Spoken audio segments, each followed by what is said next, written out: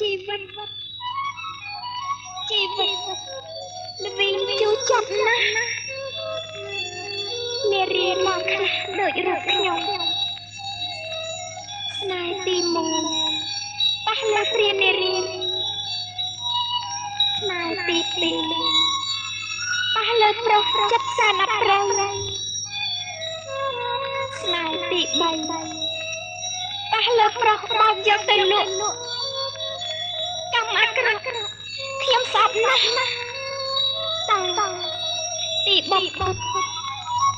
ជីវិតខ្លាចជាបីសាច់រាត្រីជិះមិនរួចវត្ថុមានអ្វីរំដោះជីវិតបង